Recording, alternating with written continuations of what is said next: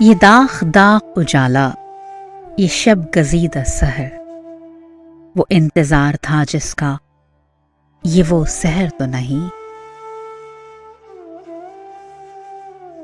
ہماری زندگی میں کچھ قصے، کہانیاں، باتیں، حادثات، واقعات ایسے ہوتے ہیں جو انمٹ نقوش چھوڑ جاتے ہیں، خاص طور پر وہ قصے یا باتیں جن کو آپ بچپن سے اپنے بزرگوں سے یا اپنے والدین سے سنتے آئے ہوتے ہیں، اور آپ کو ایسا محسوس ہوتا ہے کہ یہ جگ بیتی نہیں، آپ بیتی ہے، حتیٰ کہ افسانے حقیقت لگتے ہیں اور حقیقت پر افسانے کا گماں ہوتا ہے۔ ایک بار پھر میں ہوں صدف فاروقی، آپ سب کے ساتھ محو سفر۔ سب سے پہلے تو آپ سب کا بہت شکریہ کہ آپ نے جس طرح میری پچھلی پوڈ کاسٹ کو سراہا اور اپنی اپنی رائے سے مطلع کیا۔ آج ہم بات کریں گے پارٹیشن کی، یعنی بٹوارا، 1947 کا پارٹیشن کے بعد اردو ادب پر اس کے کیا اثرات رہے اور اردو ادب نے کیا نیا رخ اختیار کیا۔ ہجرت پر بہت سے لوگوں نے قلم اٹھایا، مختصر افسانے، کہانیاں، ناول اور نظمیں لکھی گئیں، دکھ کی کہانیاں، غم کے افسانے، اپنوں سے بچھڑنے کا غم، اپنے پرکھوں کی حویلیوں، جائیدادوں اور زمینوں کو چھوڑنے کا دکھ، اپنے پیاروں کے لہو کے دریا کو پار کرنے کا درد۔ کرشن چندر کا ناول غدر ہو، یا امرتا پریتم کا ناول پنجر، یا عبداللہ حسن کا ناول اداس نسلیں یا نادار لو، احمد ندیم قاسمی، انتظار حسین، ممتاز مفتی، قدرت اللہ شہاب، بانو قدسیہ، عصمت چغتائی، غلام عباس، ان سب نے ہجرت کے موضوع پر قلم اٹھایا، لیکن ان سب میں سب سے زیادہ تنقید کا نشانہ بنے قرۃ العین حیدر اور سعادت حسین منٹو۔ دونوں نے جو کچھ لکھا مذہب سے بالا تر ہو کر صرف انسانیت کی بنیاد پر لکھا۔ اگر ہم شاعری پر نظر ڈالتے ہیں تو ہجرت کے حوالے سے، پارٹیشن کے حوالے سے، 1947 کے بٹوارے کے حوالے سے اتنا زیادہ نہیں لکھا گیا، لیکن جو دو نظمیں سب سے زیادہ اہم مقام رکھتی ہیں وہ امرتا پریتم کی اج اکھاں وارث شانو اور فیض صاحب کی صبح آزادی۔ لیکن ایک طویل عرصے بعد ایک اور نظم ہجرت کے حوالے سے نظر سے گزری، سعود عثمانی صاحب کی۔ سعود عثمانی صاحب سے میری پہلی ملاقات 2018 یعنی 2 سال پہلے اسی شہر یعنی اٹلانٹا میں ہوئی۔ وہ ایک مشاعرے کے سلسلے میں یہاں آئے ہوئے تھے، 2-3 دن کا قیام تھا ان کا۔ اس دوران ان سے ملاقات کا سبب بنے خوشبیر سنگھ شاد جی۔ کافی شاپ میں گو کہ بڑی مختصر سی ملاقات رہی، لیکن بڑی پر اثر۔ جاتے جاتے سعود صاحب نے اپنی کتاب بارش عنایت کی۔ بک کور پر لکھا ہوا شعر ہی مجھے چونکا گیا اور میرے منہ سے بے اختیار نکلا، واہ! ہوائے شب تجھے آئندگاں سے ملنا ہے، ہوائے شب تجھے آئندگاں سے ملنا ہے، سو تیرے پاس امانت ہے گفتگو میری۔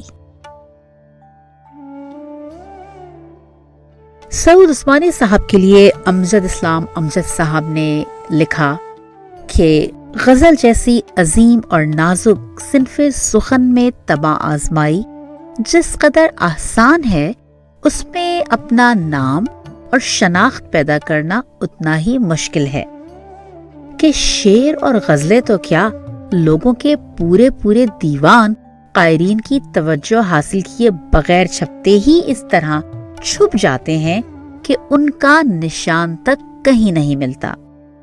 ऐसे में सऊद उस्मानी जैसे शायर का ज़हूर यकीनन एक अहम खबर है। इस नौजवान के पास न सिर्फ कहने को बहुत कुछ है, बल्कि वो कहने का हुनर और ढब भी जानता है। बात हो रही थी उनकी नज्म वो जो मिट्टी में मोहब्बत का असर रखा था। और जब मैंने ये नज्म पढ़ी तो दुख और तकलीफ, कर्ब का एक मंजर मेरे सामने था। ये सिर्फ वो लिख सकता है जिसने ये दुख खुद झेला हो या बहुत ही करीब से महसूस किया हो। इस नज्म के शुरू में उन्होंने एक पूरा मंजरनामा तहरीर किया है। मैं सऊद उस्मानी साहब की इजाजत से वो मंजरनामा और फिर नज्म आपकी नजर करती हूँ। ऊंची नीची और टेढ़ी मेढ़ी गलियों में रुकते और चलते हुए दो अफराद, दाएं बाएं बैठकों, डेवड़ियों और आंगनों में खुलते हुए दर, सदियों की बूबास में गुमसुम और कदीम खुशबू से भरे हुए मकान, छोटी ईंट की तामीर। सऊद मियां, लो ये है तुम्हारा आबाई मकान। एक मकान दरमियाना सा, दरमियान में एक लकीर, एक हिस्सा वाज़े तौर पर नया बना हुआ और दूसरा शिकस्ता। मैंने पूछा,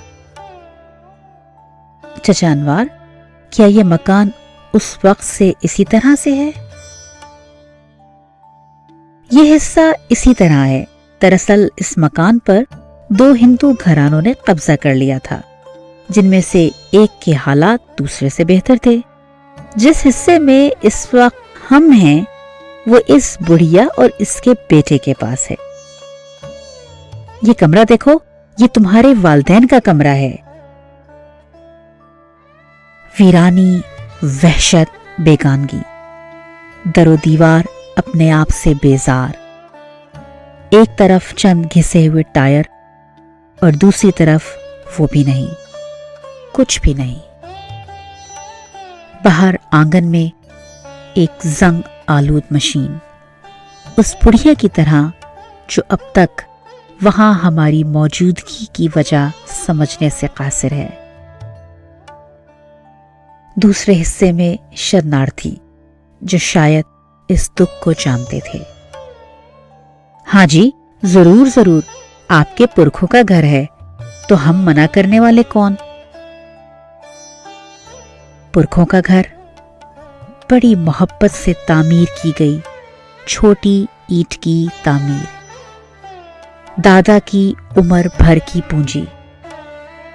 दुनिया का कुछ कयाम न समझो, करो ख्याल इस घर में तुमसे पहले भी कोई मुकीम था। कहीं दूर से दादा की आवाज आई, यहां जी सहन में इस जगह नई तामीर से पहले वो था जहां आप लोग पूजा करते हैं। मैंने कहा, मुसल्ला? हाँ हाँ जी, वही। मेरे बापू यहाँ बैठकर बड़ा सुकून महसूस करते हैं। मैंने पूछा, मेरे वालिद एक अलमारी के दरवाजे का जिक्र करते थे जिस पे उन्होंने बचपन में अपने छोटे भाई का नाम चाकू से लिखा था।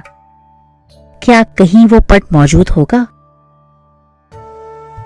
छत पर पुरानी तामीर के मलबे से एक अलमारी का चौखटा बरामद होता हुआ, एक पट की अंदरूनी सिमत खुदे हुए हुरूफ, गहरे और वाज़े। आप बहुत लकी हैं जी, ये मलबा तो हम अगले हफ्ते बेचने ही वाले थे। मैंने कहा, मेरा कोई हक तो नहीं, मगर आप इजाजत दें तो मैं ये निशानी अपने पास रख लूं। वो बोला, हाँ हाँ, लकड़ी का टुकड़ा हमारे किस काम का। मैंने कहा, चचा अनवार, यहाँ करीब में कोई बढ़ी होगा? आरी चलती हुई, कोई चीज कटती हुई, शायद लकड़ी। جب میں نے گھر سے قدم نکالا تو گھر میرے دل سے نکل گیا۔ دادا کی آواز پھر گونجی۔ میں نے پوچھا، چچا انوار، وہ باغ کہاں تھا جس کے بارے میں سنا تھا کہ اس پر پہلا پھل آ رہا تھا جب یہ لوگ نکلے تھے؟ وہاں تو بس اب ایک میدان ہے۔ باغ کیا تھا؟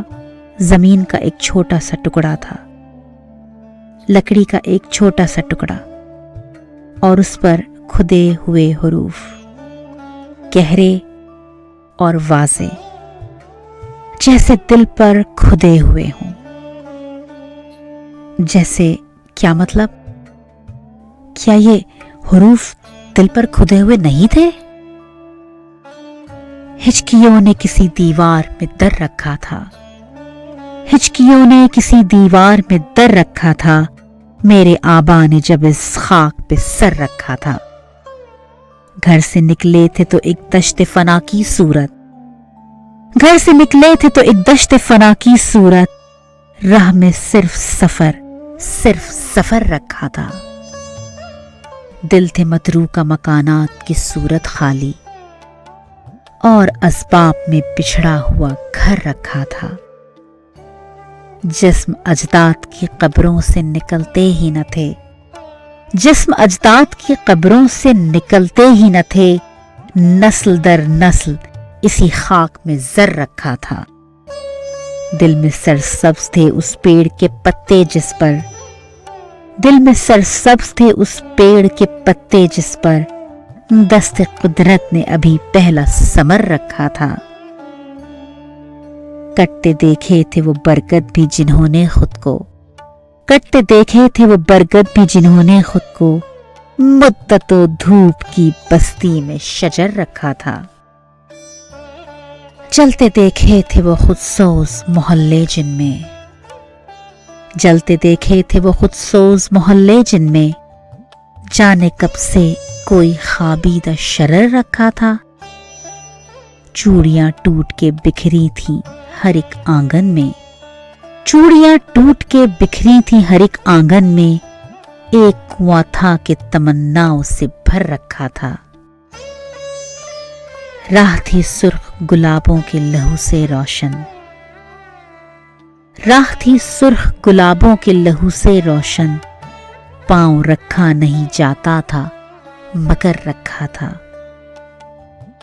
قافلے ایک ہی سرحد کی طرف جاتے تھے، قافلے ایک ہی سرحد کی طرف جاتے تھے، خواب کے پار کوئی خواب دگر رکھا تھا۔ تیرگی چیر کے آتے ہوئے رستوں کے لیے، تیرگی چیر کے آتے ہوئے رستوں کے لیے ایک مہتاب سرے راہ گزر رکھا تھا۔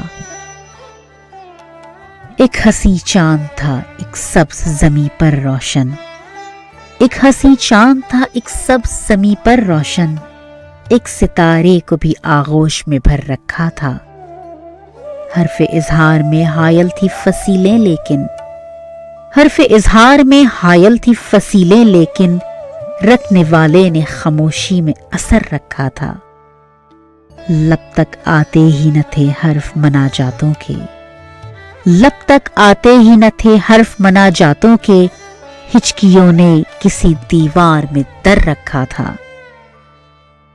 چشم بینا میں وہ منظر ابھی تازہ ہے سعود، چشم بینا میں وہ منظر ابھی تازہ ہے سعود، میرے آبا نے جب اس خاک پہ سر رکھا تھا، وہ جو مٹی میں محبت کا اثر رکھا تھا۔ ہچکیوں نے کسی دیوار میں در رکھا تھا، میرے آبا نے جب اس خاک پہ سر رکھا تھا۔ گھر سے نکلے تھے تو ایک دشت فنا کی صورت، راہ میں صرف سفر رکھا تھا۔